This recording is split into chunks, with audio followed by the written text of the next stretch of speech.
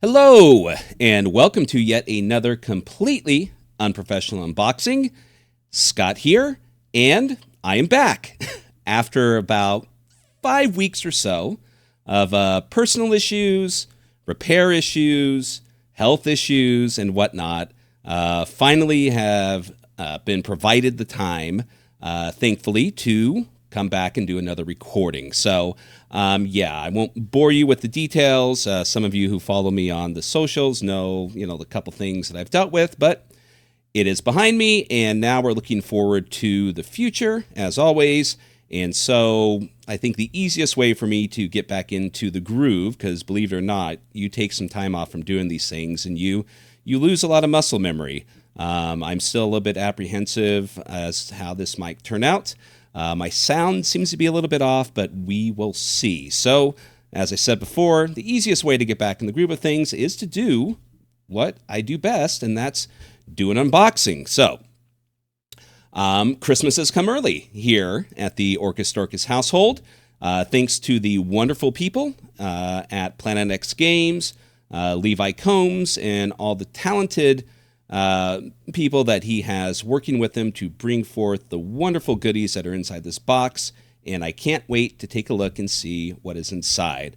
It is I believe it is a mixture of a few things that I've kickstarted that all came at once. So there'll be a few items to take a look at, see what what these things are that Planet X Games has published, and maybe get a general idea if it sounds like this might be something you want to pick up when they become available, as I'm sure they will, through Exalted Funeral. So, without further delay and enough me moaning and groaning about the past, let's take a look inside.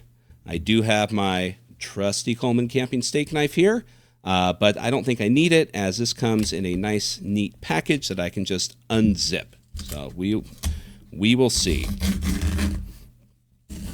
Oh boy. Yes, it has been quite a month. I myself am currently just a couple days past getting over the flu, and yet there's still, as there is, some lingering effects. So I've got some water here to help me out. And let's see, what else? There's actually more in there. Oh, all sorts of goodies. All right.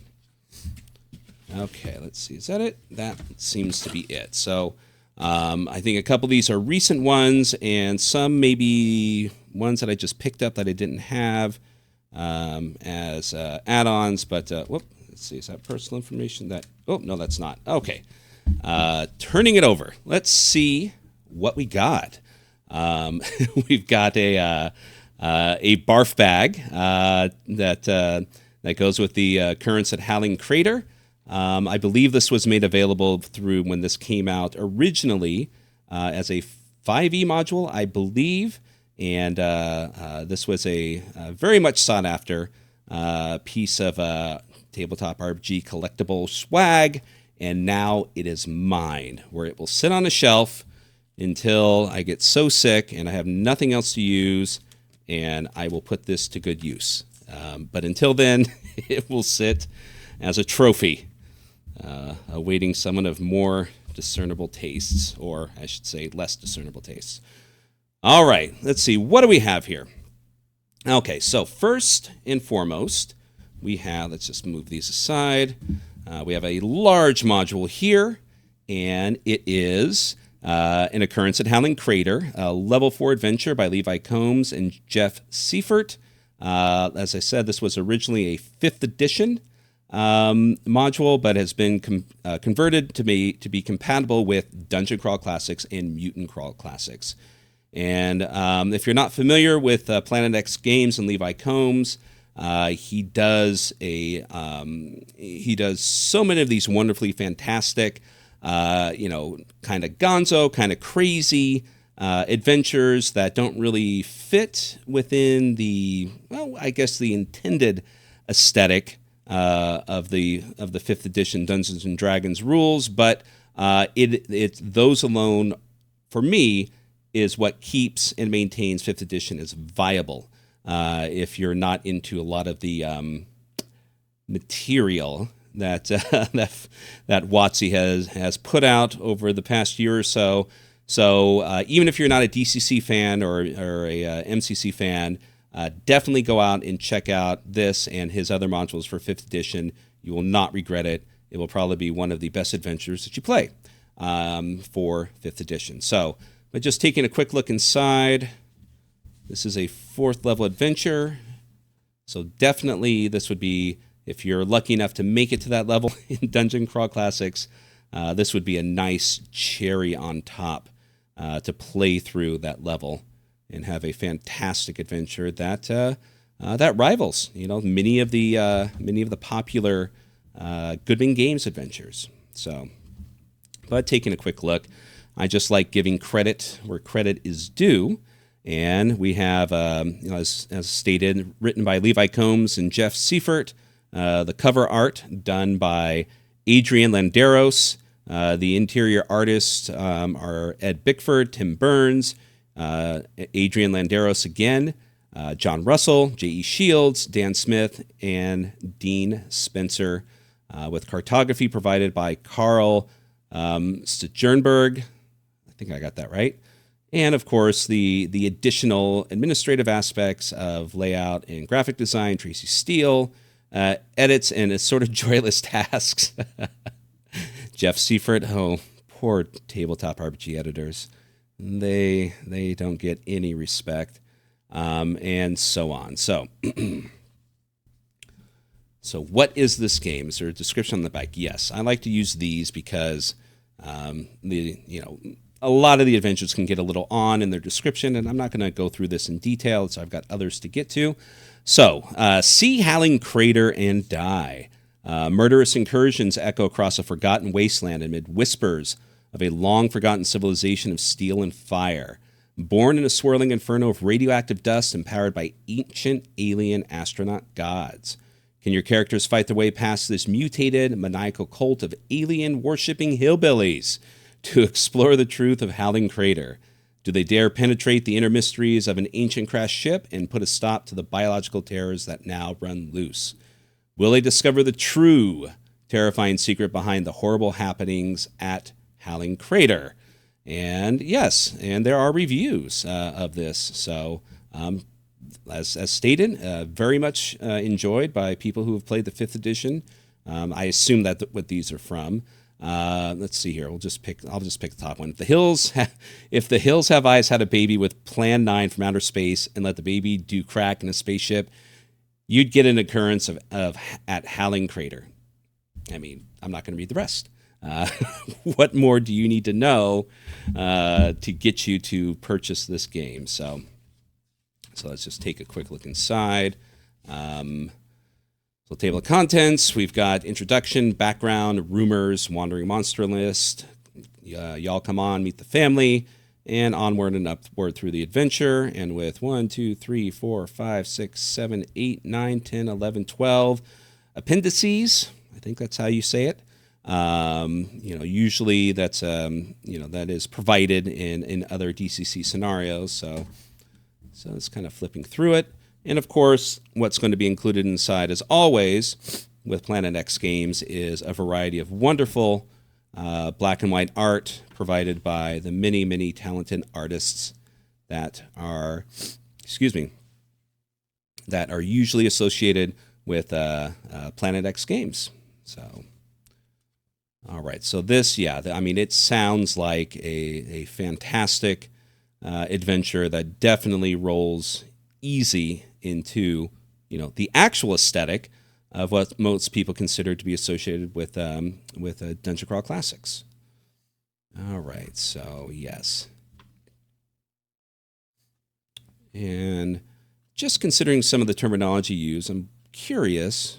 I don't know. This seems more mutated stuff, but I've just maybe if this is something that could be worked into the chain coffin or some stuff borrowed from and utilized. But I don't know. This seems a bit different than what how the adventure goes in chain coffin. But you never know. Make an adventure your own. I love that. And carrying on. So as you can see, as stated, wonderful black and white art. Cartography looks superb. And of course, still still following that DCC vibe of, as much as I love the Dungeon Crawl Classic maps, they're all fantastic.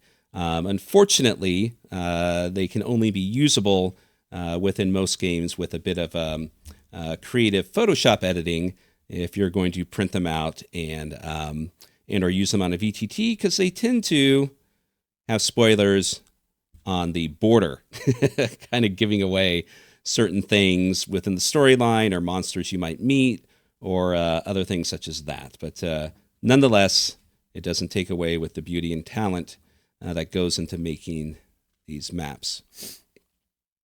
All right, some crazy robotic, multi-armed, probably killer robot.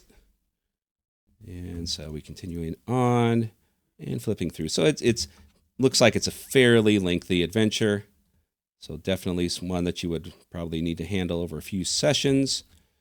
And then we get into the appendices dealing with radiation poisoning, a variety of items that are within the game, some monsters, and other aspects, technological weaponry, alchemy, diseases. So yeah, you're going to go through the full gambit of this, and you will be lucky to survive. But as most things go, you use your ingenuity, and you just might make it through, not totally relying on your character sheet. That is the old school way. All right. So that's the first one. Let me take a drink here because I am kind of drying out a bit. Sorry. Oh.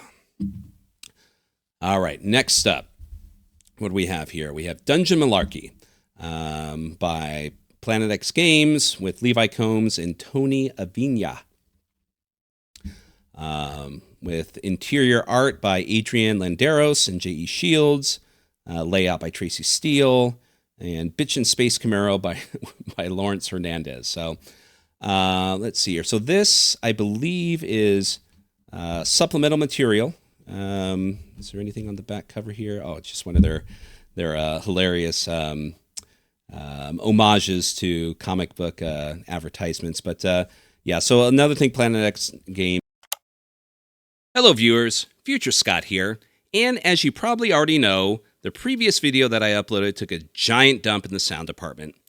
And so, rather than scrap it all together, or do a fake re-unboxing, I've decided, through the powers of improvisational overdubbing, to try to save what I can from this video, just because I love the Planet X gang oh so much. Wish me luck! All right, so yeah. As I continue to flip through this, I'm trying to figure out what this book is. And granted, I come to the conclusion later on, but if I would have just taken a moment to read the welcome, I would have figured it out sooner. So, on the particular welcome page, it starts on saying some of your favorite things in tabletop role-playing games are the weird stuff. You know what I'm talking about. The stuff that makes you stop, look the game master dead in the face and say, wait a second, what was that again? Excuse me, I've got a little cough still. 1 minute your character is crawling around in some goofy dungeon corridor fighting skeletons, prodding the floor with a 10-foot pole, and trying to rack up some experience, and the next minute you stop dead in your tracks because you got to check out this strange quivering pod hanging from the ceiling. Now to the journeyman player, which one is cooler? Skeletons in a treasure chest, or the infinite possibilities of what that thing festooned to the ceiling by green goo might be? What's inside? A treasure, a caustic slime, explosive poison gas, the dreaming fetus of an ergod? Poke it with a stick, it could be anything. So that's what this zine is all about. Inside these pages, you're going to find the ossified remains of long-dead gods, weird seed pods that warp the very laws of reality around them, jellyfish that discharge curses, and magical parasites galore. You'll encounter desolate places where the land is so pissed off it erupts beneath you to give you a punch in the face. You'll discover tapeworms that augment your abilities and rolling peals of thunder distilled into liquid form. You can harvest boom clams, death leeches, and Stygian flies. or maybe you'll fall victim to them. Regardless of what you decide to use, the stuff in here is so damn strange your players won't soon forget it. But that's not all. For those of you who love playing spellcasters, nearly everything within these pages can be harvested, plucked, consumed, or otherwise collected to boost the spells of your characters. These aren't just hazards and bizarre effects to ruin your day. You can turn the tables of your game master and blast your way to counting sweet, sweet piles of loot before dinner time rolls around. Take what you like and ditch the rest, but make your game weird. Yeah, so when I was paging through this, I was obviously, this is a supplement, and I'm just kind of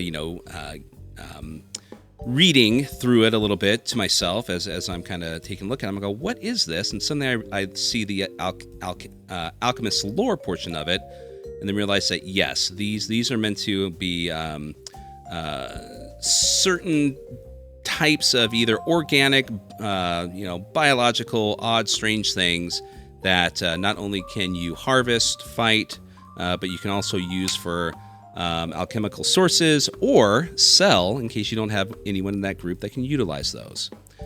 And yeah, so here I am taking a look at the wonderful advertisement that is a parody of the comic book advertisements of long ago. Ah yes, Closet of the Eye Wizard, the one that I was been waiting for the most, to be perfectly honest. I definitely jumped on this Kickstarter when it came out, and have been awaiting to take a look at it. So, as you can see by the cover there, it is an homage to the classic horror magazines of horror comics. Some wonderful artwork there. And then the introduction by Reverend Joy Royale.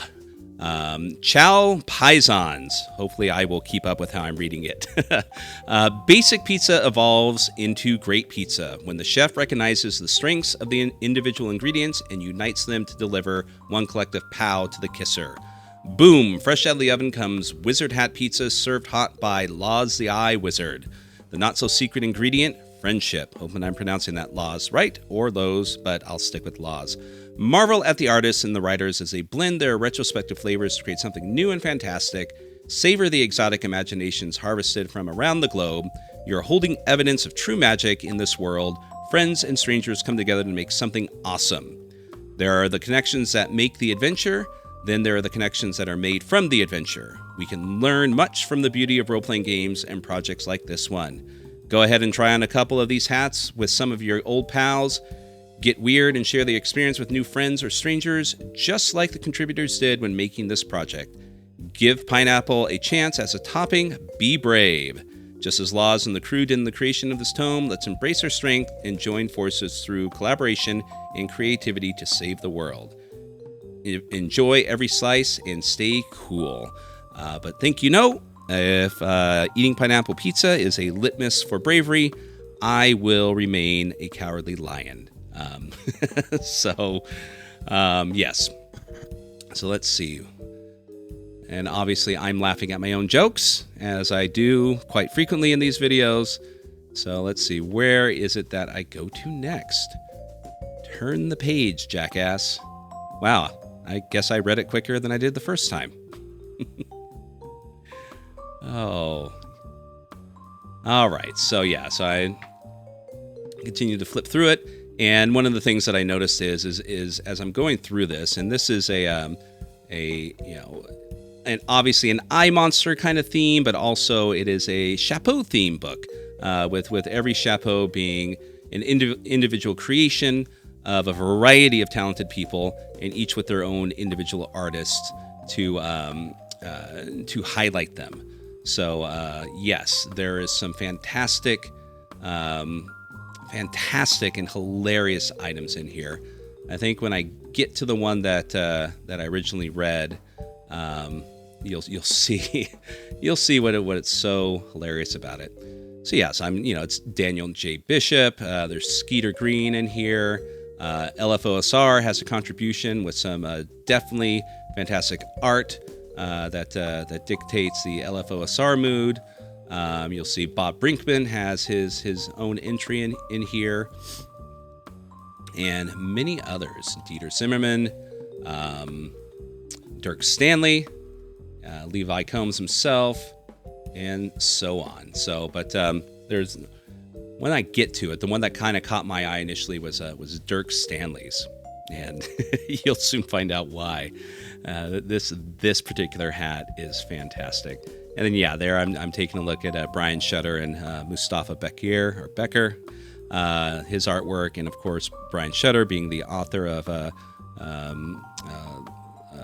Neon Lords of the Toxic Wasteland, and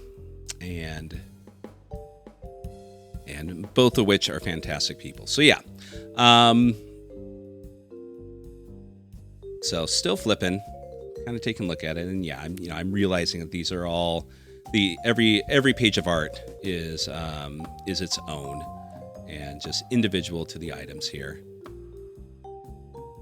So some very, very interesting things in here. This is one that I definitely would recommend that you pick up as soon as it becomes available through Exalted Funeral. So yes, Dranyem's Capitaine of False Prophets. Dranyem's Capitaine of False Prophets is a tall crowned hat with a fairly wide brim.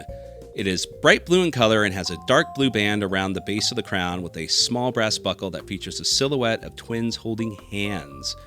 When this hat is placed on the head of the wearer, it simultaneously creates an exact duplicate of the wearer, sans the hat, a 1d3 plus 3 feet away. The duplicate believes it is the only true version of the individual, and that all other versions are false prophets and must be destroyed as fast as possible, including the original copy. The duplicates will stop at nothing until only one version remains. Also, the duplicates will continuously shout, "There can be only one." I mean, yeah. That is definitely going to be dropped into a game that I'm running without question, my OSC game that I have going on. Excuse me. Because I just the idea of that playing out is, it just entertains the ever-loving crap out of me. So, all right. And then I go on to read one more just because, like I said, Brian Shutter and Mustafa are two fantastic people. So I think in a moment here I will read their entry as I'm flipping through. Hopefully I will get to that. Yeah, kind of watching my own video with no sound makes me realize that yes, I do wander about as I ramble on and on and on and on and on. So, but all right, get to it, Scott. Let's read that. Okay. Now, prattle, opinion, so on and so forth. So much easier when you're doing it in the moment. All right. Excuse me. Flex Manning's demonic spiked helmet of gratuitous bloodshed and ultra-violence. Fashioned out of a Murder Blitz helmet once worn by the greatest player to ever grace the killing fields, Flex Manning, the helm holds maniacal killing power. After every championship, Flex would drink the collective blood of the losing team directly out of the helmet in an orgy of blood-crazed, ritualistic, sadistic glee, all while under the influence of the Demon Lord Abraxas. The souls slaughtered on the field in the Demon Lord's name were secretly collected for the Master's use in distant galaxy holy wars. While the victim's spirit departed the eviscerated corpses to pilot infernal death machines on distant Xeon worlds, a little piece stayed in the helm. These countless souls imbued the helm with the carnal lust for soul-taking and bestial bloodlust. During the last Slaughter Bowl, Flex was decapitated at the 50-yard blood puddle, completing the ritual and sending his soul to Abraxas. When warned, blood must be spilled. When warned, blood must be spilled. Every hour that goes by, if there is no gore fed to the helmet, it takes it out of the user, dealing 1d6 points of damage. Every attack made by the user, though, gains an additional 1d6 damage. If the target dies, their soul goes to Abraxas. Oh, and finally, if the helmet is taken off, the user's head comes with it. Yeah, fantastic. So yeah, this book is going to be a wonderful read to kind of sit through and take it all in bit by bit, detail by detail. So, and yeah, I'm pointing out the homage to the horror cover again as I flip to the back. Yes, more of the classic homages to comic book advertisements. Get your X-ray specs here, and get your sea monkeys, because they are the only friends that truly understand you.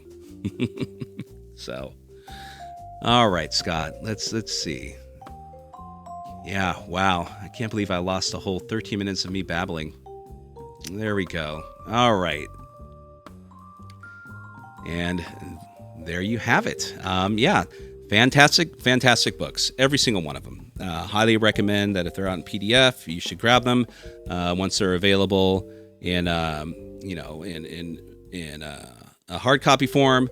Pick them up wherever you can and see if you can get a hold of these, because you will not regret it. And there you go. This has been yet another completely unprofessional unboxing. Glad to be back, even though I'm not 100% over the flu. Thank you for bearing with me through this probably perfect unprofessional unboxing. And likewise, definitely keep an eye out for Titterpigs as we have our year-end special. The link is in the description. And yeah, I would say everyone have a happy holiday, a wonderful day, and hope to talk to you all again real soon. Oh, I'm not done talking.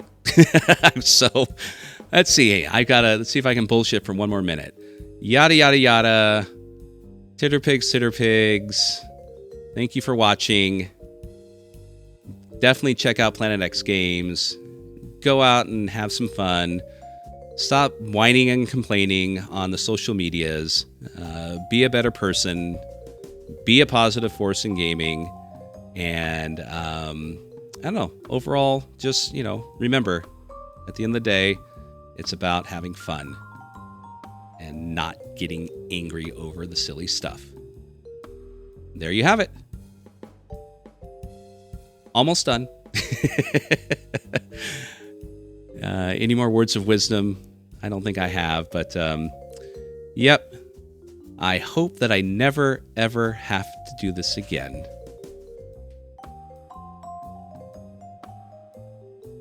And here we go. Countdown. 3, 2, 1. Everyone, stay fantastic and be awesome to each other. Bye-bye.